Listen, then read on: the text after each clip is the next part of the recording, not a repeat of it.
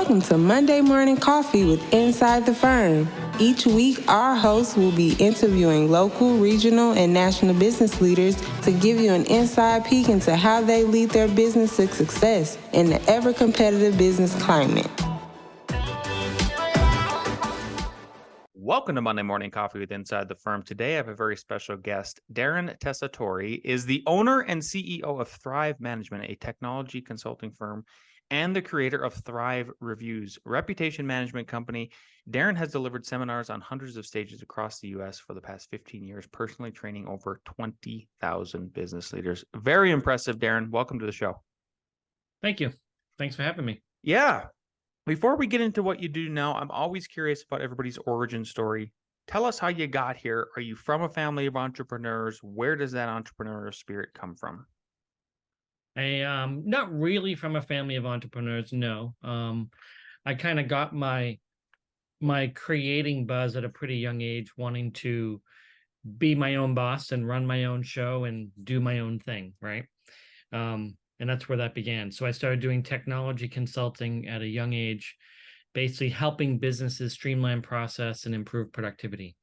You know, going in and looking at what's happening in those companies, where are they having trouble, what are they running into, and how do I help them overcome those barriers and expand with technology.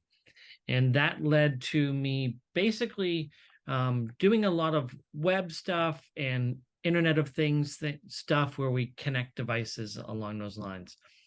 And then I remember one day I'm sitting there and I'm working on a client of mine.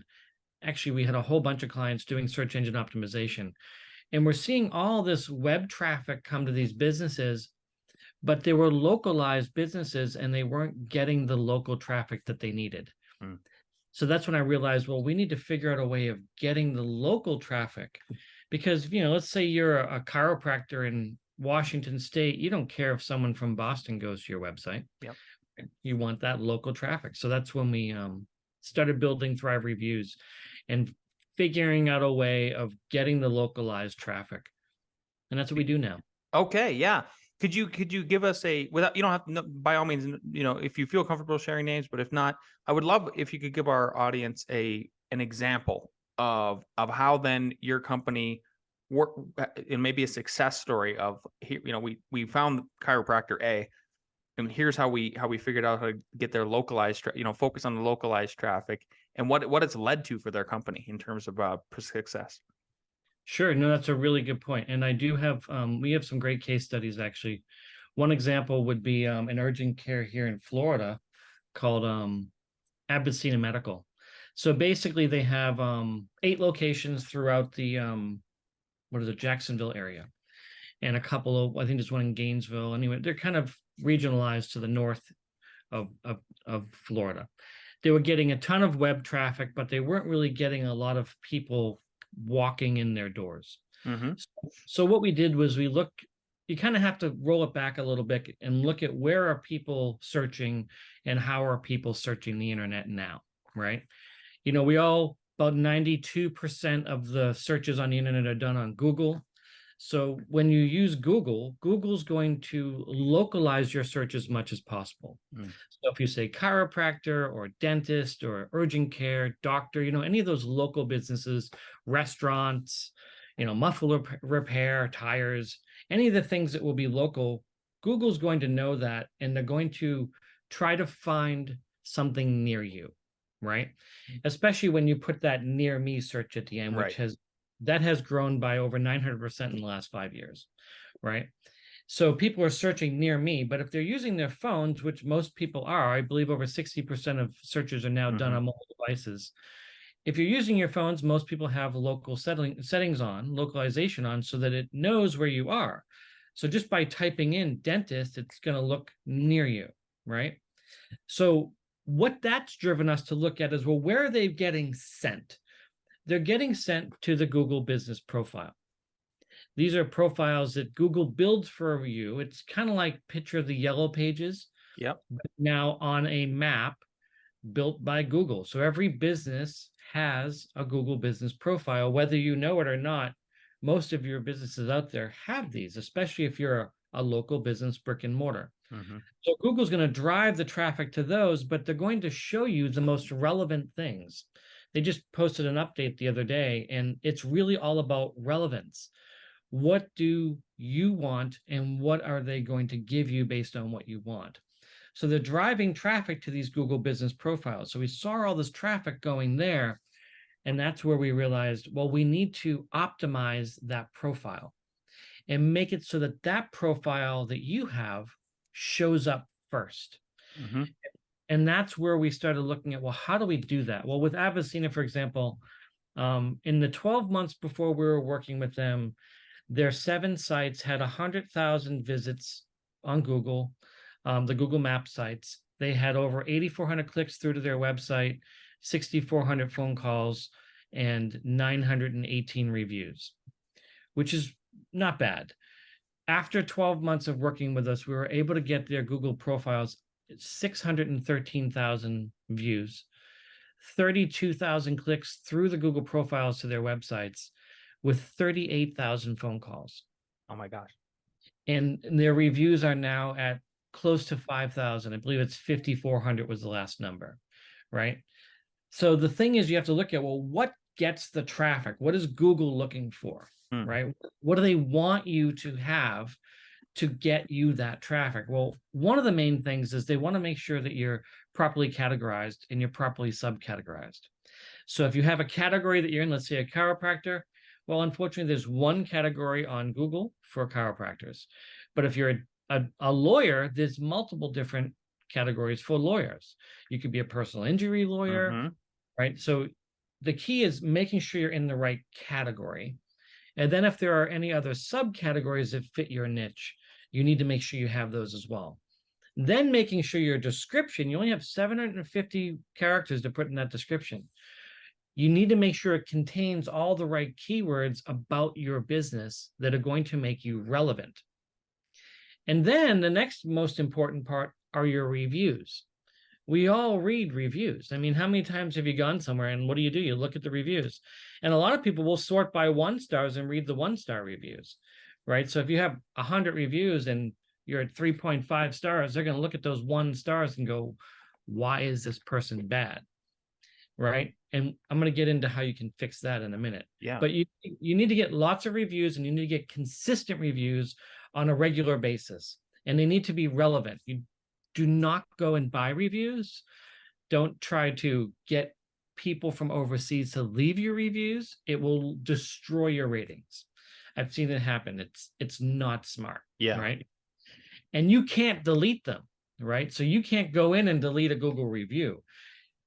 So even if it's false, I'm here and I have multiple questions about the reviews part because I'm a huge Google proponent, even though I understand look here, the stoic take on Google is like, okay, is it part of the evil empire? Maybe, but you're in the evil empire. It is what it is. Try to thrive. Keep going. Sorry about that. No, you're right. I mean, it's funny because people are using it. They're looking at it. Whether we hate it or not, it doesn't matter. Yeah. It's there. And if you're a local business, you need it. You need your Google profile Yes. to work for you.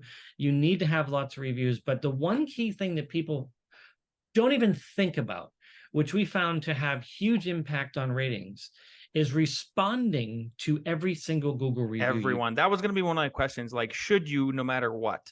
You should. Okay. Definitely, always. But the cool thing that most people don't think about is those responses are indexed, which means if you put keywords relevant to your industry and business in those responses, you're going to rank higher and get more traffic. I had no idea. What a beautiful piece of insight. Yeah. Yeah. So back to the reviews. Darren brings up an excellent point, and we've talked about this on the Friday version of this show multiple times. What do you do with the negative reviews? So, and that you can't delete them, even if they're irrelevant. You can complain to Google, but I'm here to tell you, if people have reviewed our firm when in the wrong capacity. In other words, like we do building as well as design, but they're 2 separate companies. And then they think from the builder side, they can come in and do that. I'm like, well, not kind of, but not really. We have gotten some reviews are removed successfully because of that. However, what I'm getting at, Darren, is I would love for your insight on anybody who if what we did, which was successful, got it removed, if they can't. And it's hard. You're up against a huge behemoth that is Google, for better or for worse.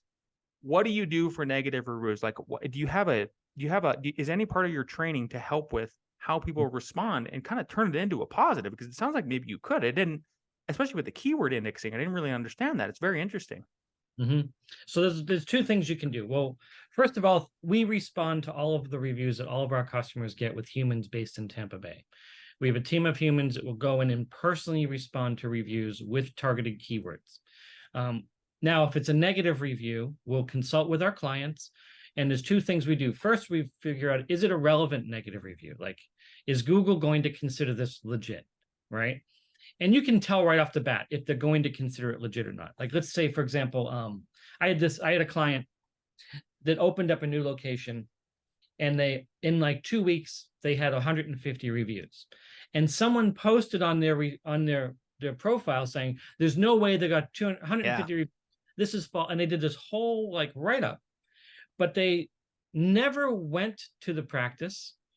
They never got serviced by the practice. So if you can prove that they're not actually a customer that's leaving a legitimate review, you have a case to fight Google to get it removed. Now, the one thing I will tell you is when you request to have that review removed, right, Google's AI is going to respond to you. The first thing that's going to happen. And then you can escalate it. The AI is going to typically respond a second time. And then you escalate it a third, maybe even a fourth, sometimes a fifth, until you get a human to look at that review. You have to keep escalating it until you actually get a human being that will go, I see what you're talking about. This is clearly not a review of your business. And then it will be removed. Now, it can be painful. It can be time consuming. It can be super annoying. I get it.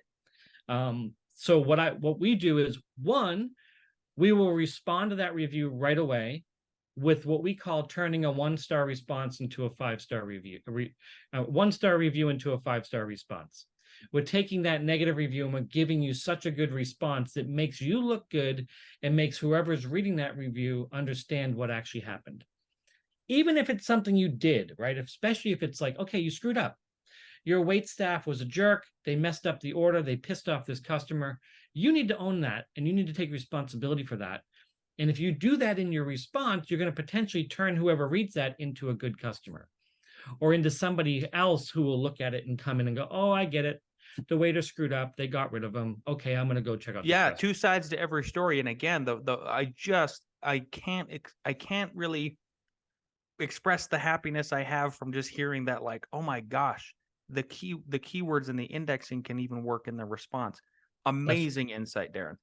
Exactly. It's important. So don't give up, man. You just got to keep fighting, right? And we'll do that for our clients. We'll go, if you have a 1-star or a 2-star or a negative review, or even especially a false review. If it's clearly blatantly false, we're going to fight with Google and we're going to get it removed. We do it all day long. We have people, that's all they do. So it's kind of like, hey, I get it. It's a pain. Don't stress. And, some clients will freak out. It's what I get. Dude, relax. It's okay. Yeah. It's going to be all right. We responded. People will read our response. They'll understand that it's not a legitimate review. Like, I'll give you another really good example. I had a client that's a driver ed school in Texas, right? Mm-hmm. And they got a response. This guy's ranting, like literally like 1,000-word response. Those long ones that are paragraphs, right? He writes this review that's paragraphs and paragraphs long about how negative this driving school is. So we go to the client and say, okay, tell us what happened. We need to know, is this legit? Did you guys really screw up and piss this guy off? Or is this guy just crazy? Like, what's the deal? So we found out that this guy got his driving test to get his driving license, and he did not pull over for an ambulance that was behind him. Right? Well, in the state of Texas, the driving school delivers the driving test and can give you a certificate to go get your driving license. However, if you commit a moving violation during that test, it's an automatic failure, right? So the guy clearly committed a moving violation. He didn't pull over for an ambulance. So we're like, guys, keep it simple. We'll respond to this review.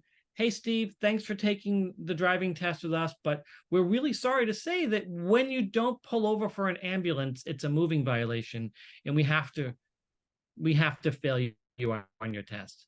So reading this review and then reading this response, you're going to go, seriously, dude, you didn't pull over for an ambulance during a driving test?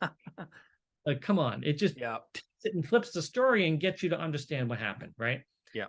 Anyway, that's the first thing you can do. And then if it's really, really not legit, then you need to fight to get it removed. Yeah. And it's, you know, it just takes time and patience. Just be patient, focus, or if you have a company like us that's engaged with you, then have us do it and make whoever's doing that do it. Like just be on top of it and keep you updated and in the loop in what's happening. Yeah. And they will go away. And the funny thing is, Google will not tell you when they remove it, right? They'll just remove it. Oh yeah, exactly. Like we had up until I think earlier this year, we had 2 negative reviews on one of our company's websites. It was exactly that. I would just every once in a while check it and be like, it's gone. Like we're back up to 5 stars. Amazing. But yeah, it was very random, and it took exactly what Darren is saying is exactly correct. Obviously, I mean, he's the expert. I'm not, but I'm just here as somebody who's dealt with that organically. And before talking to Darren, it took the escalation about 5 or 6 times. Like you had to be very persistent, and they give you no notice, and then it got removed, and I was just like thrilled. So it does work, but it's a ton of work. It is what it is. It is what it is. It takes time, but you just have to be patient. Same thing with multiple listings. We see a lot of businesses that have 2 or 3 listings for the same business, right? And usually what will happen is a marketing company will get hired, and then they'll create one, and someone else will get hired and they'll create one. Or maybe like it happens a lot with doctors. So if you have like a dental practice with 3 doctors in it, you'll end up seeing multiple Google listings for those other doctors, and they all have positive reviews that you want to keep. There is a way of merging them all. It's time consuming and it's painful, but it can be done. You just have to be persistent with Google and get a human to look at it. Sometimes their AI will go, oh, okay, Dr. Williams clearly works for the Williams dental practice and there's 2 listings, so they'll merge it. But sometimes it's more like they want a picture of the door, they want a picture of the outside of the building. Yeah. It takes work, but it can be done as well. Anyway, you just got to be persistent with Google. And honestly, it helps to have a lot of business with Google. Like we have a lot of business with Google. So we're connected with Google pretty intimately. So our escalations can go a little faster sometimes. Yeah. Not always, but sometimes. Yeah. So I love where we're focused right now on the Google aspect of it, because your Google Business Listing, and you made the analogy that I make this all the time, like that's the new Yellow Pages. Like I haven't even got one of these Yellow Pages book. I think they finally stopped sending them. So I think they're gone. Yeah, thank goodness. Can we peel back a little bit in the conversation, and you can talk about when like you start an LLC, you start an S corp, you start some business, and how Google automatically, it sounds like, puts you on Google Business Listing without you even knowing, sort of thing, or like where that startup happens. You know, who initiates that? Is it us? Is it them? Is it a combination? So you should try to initiate it. Especially if you're starting a business, you want to initiate it yourself. But I'll tell you, the first thing you want to do before you go and create your Google profile is do some research into your local competition. You need to know who's there. That's the first thing we do with whatever client we take on, even if they have an existing business. We want to know who they're competing with and what keywords they're fighting with in that territory, right? Especially if it's a heavy competitive area. Mm-hmm. You know, if you're a Mexican restaurant and there's 6 Mexican restaurants in that town, yeah. If you're a dentist and there's 5 dentists within a mile, you're going to be competing with those dentists, right? But you may not be competing with those dentists as much as you think you're competing with those dentists, because they may not even be in the same field that you're in. You may just be pediatric dentistry, and these guys are in oral surgery. You know, they're doing other things that aren't you. So you need to know that, and you need to know what's happening and what people are searching for. There's a bunch of tools on the internet where you can go and look, but you need to know. So do your research, figure out what you're trying to rank for, what your competition looks like, right? And then build your Google profile around that. And also, before you build it, check to see if Google built one already for you. They're going to do it for mainly what I've seen is they're doing it for the brick and mortar. So if you're a dentist, a restaurant, a car dealership, a physical location business that has traffic coming to it, right? Not a business that's like a service-based in a home. A lot of those won't get found. Google won't just create a lot of those, but they will when they're driving down the street with their cameras and they see a business and they see a storefront. They're going to go look into that and they're going to build it, right? And they're going to scour the internet for other directories and addresses and businesses in other directories. Yep. Right. There's, over 100 directories more, but there's about 100 relevant directories on the internet that have you listed, your name, address, and phone number. We call it NAP score. Your name, address, phone number of your business. Is it listed anywhere else? And if it is, Google will probably find it and create a Google profile for it. Right. And if you have a business and you create a Google profile, so you have a business, you create a Google profile, and you want to actually then make sure that you're on these other directories. Because if your business is listed on the other directories, Google's going to see you as more relevant, especially when you're in the right categories for those other businesses, right? So what I mean by that, if you're on the right categories for those other directories, like Super Pages and Uber and all these other directories out there, you need to be listed on them, and you need to be in the right category that you're trying to rank for in Google. Because Google, remember, they're looking for relevance. And think of Google as this behemoth AI that can search everything all the time on the internet, right? So it's constantly looking and seeing what's out there and making sure that it's relevant. So if you're pediatric dentistry and you are listed as pediatric dentistry on 100 other directories, they're going to go, they're a pediatric dentist, and they're within 0.5 miles from you, right? And boom, they're going to pop up first. Very good. Let's kind of jump back ahead if we could. So let's say somebody comes to you, a small business owner, and they're middle of the pack in their Google business listing for their local area. What are the techniques and what is the strategy? What is it like working with you guys if you're trying to take them from the middle, obviously, to the top, and they're hopefully, in the 1 or 2 and attracting much more customers, much more business, all of that. First thing we do is we do a detailed analysis of your Google profile, right? Let's look at you. Let's look at what you have. Let's look at why you're ranking where you are and try to figure out if there's a couple of key things showing up. Like, let's say you have 400 1-star reviews and 50 5-star reviews. Okay, that's probably going to be one of the main reasons why you're not ranking high, right? But let's say you're middle of the pack. You have 50 reviews and they're all 5 stars. Okay, well, let's dive in a little deeper. Well, 50 reviews in that industry, is that good? What do their competitors have, right? Let's say there's 5 competitors near you and they're all in the same range. Okay, so it's not specifically the reviews then that are keeping you lower. Well, what is it? So the key is finding that one area that's you, and it could be you're categorized wrong, your name is wrong, your description is off, you don't have any relevant photos. Those photos were not taken at your location, so they're not properly tagged to your location. Believe it or not, that has a lot to do with it. You don't have a lot of reviews, you're not responding to your reviews. Those are kind of the beginning areas that we start diving. And then once we kind of figure out where you are in compared to your competitors in those areas, good, now we'll fix that. And then we'll start getting you lots of reviews. We'll start responding to those reviews. And then we'll have you start looking at your website and make sure that your website is correlating properly with your business.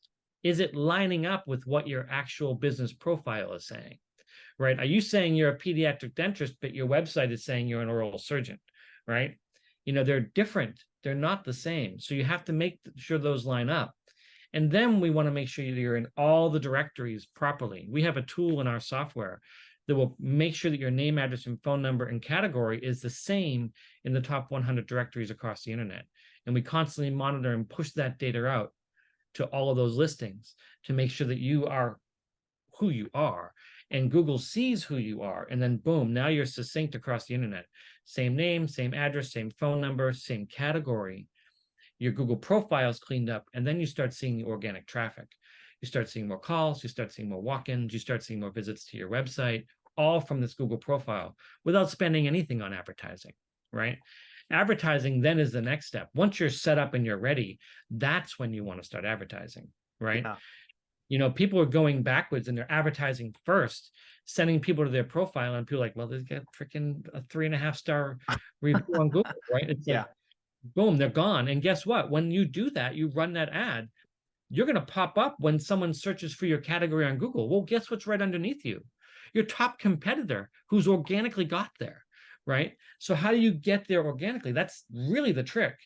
And then when you advertise, it's a whole different ballgame, because now it's like you may pop up, your ad might pop up, but then there you are, number one or number two or number three, right? Anyway, it looks a lot cleaner. There's a thing called the 3-pack. Have you ever heard of this? Keep going. No.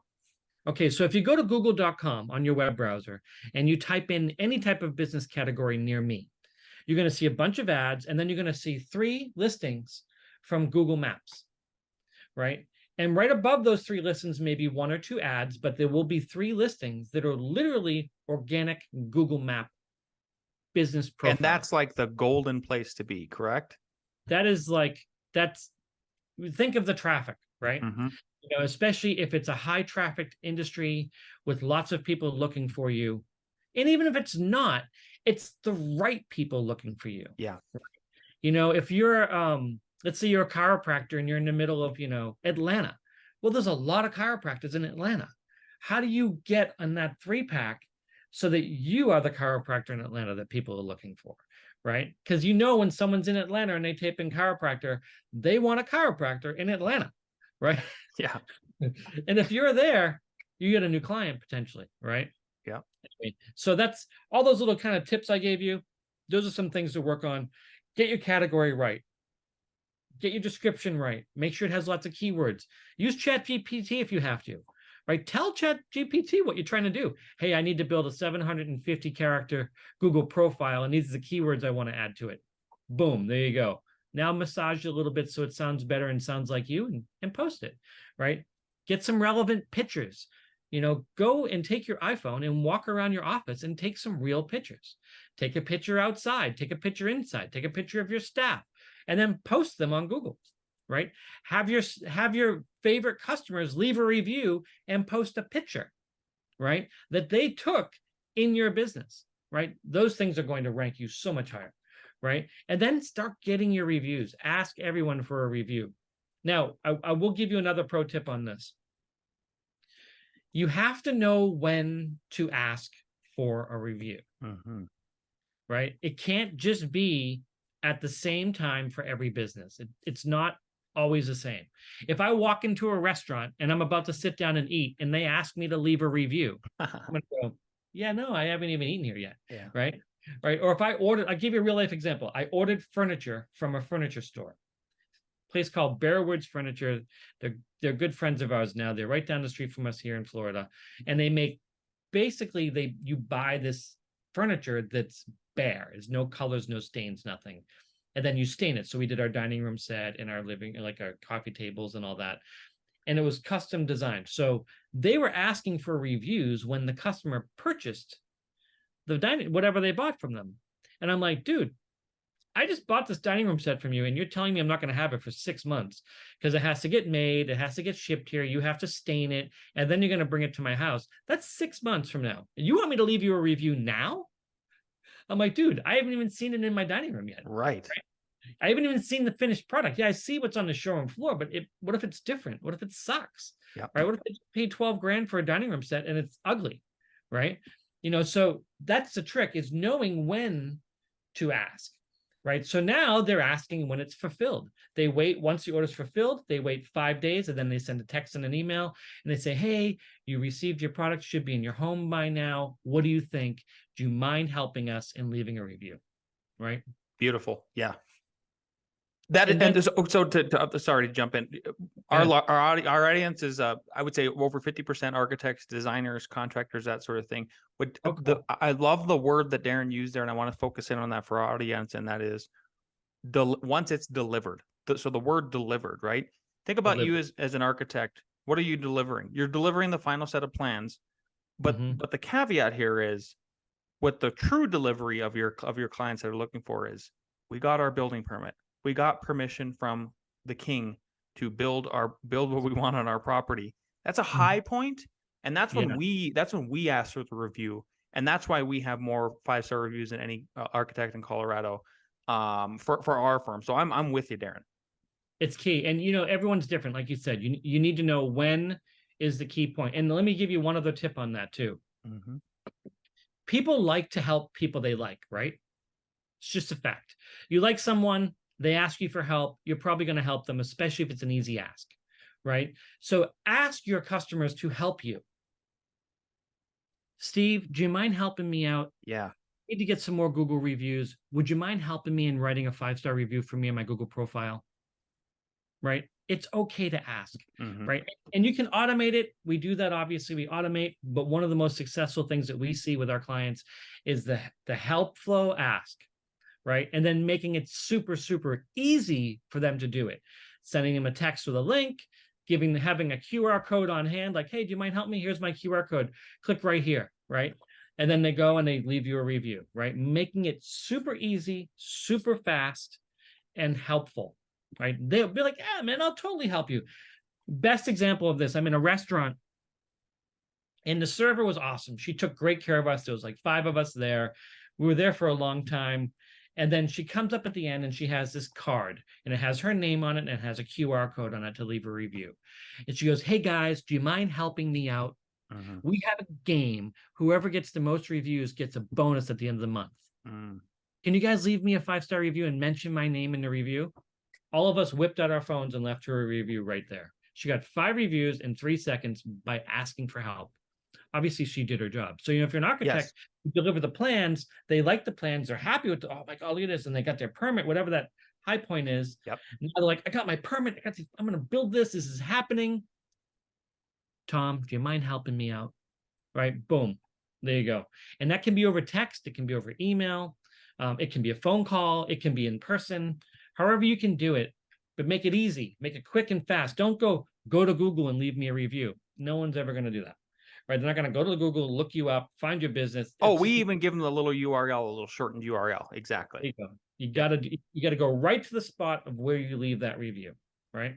And then now, don't forget, there are other more relevant places on the internet, depending on your industry, where you may want to be getting some reviews too, right? So Google will index those other review sites, right? So put some attention on those too, and do some research, right? Figure out what areas you need reviews in that are going to get you some traffic that are relevant to your business, right? And it all depends on the industry that you're in, like what you're doing. If you're an architect, if you're a dentist, if you're a chiropractor, there are different places that people will go and look at reviews. And there are different places that Google will go and look to see that you're getting reviews, right? They will index those. Remember, they're the all-seeing eye. They can see it all, right? That's what they do. They're a search engine. They search every website on the internet multiple times. I don't know how quickly, but they do it a lot, right? So they're constantly looking at all this data and going, is this relevant for our searchers? Because if they're not relevant, people aren't going to go to them. Imagine if you typed in chiropractor near me and it shows you a chiropractor 300 miles away, right? You'd be like, forget that. Like, I don't know about you, but I don't use Apple Maps anymore because it sucks. Right? I think the last 4 times I've gotten directions with Apple Maps, it literally sent me to the wrong place. Right? And I'm like, screw that. I'm not using it anymore. It's not relevant. I'll go to Google Maps because I know it's going to get me there. Right? Anyway, so just a couple key things to think about. Fantastic, Darren. We are right up on the half hour here, and I've got 2 questions that I ask every guest at the end. First one is, knowing what you know now, and if you could go back in time to when you first started your business, what is one piece of advice you give your former self? One thing I would give my former self when I first started my business. Knowing what you know now. Hindsight's 20/20, obviously. I would say just super focused on a niche, right? Finding a target audience or target market or target client and focusing in on that and becoming a super expert in that, right? I've noticed there's different areas that I've become really good in, like, Google, like just Google profiles. We've really focused on that. Right? Like, okay, let's get really, really, really good at this and understand this as much as we can and surround ourselves with the people that understand that really, really well. Right? So just super focused instead of scattering across trying to do 1,000 different things at once, right? Just honing in. Beautiful. Love it. Darren, this has been fantastic. I really appreciate your time today. I hope everybody else does too. So insightful. It was really good to speak with somebody who is finally speaking my language as well, in terms of how important that Google business listing is. Then you couple the ad, then you couple the website on top of that, then the Google ads, seeing that whole, explaining it the way you did from basically the ground up and how it all operates. If people want to get in after they've listened to this, if they want to get in touch with you and your firm and potentially work with you guys, where can they find and follow you? thrivereviews.io. Beautiful. Darren, thanks again for your time. We appreciate you. Thanks so much for having me. Appreciate it.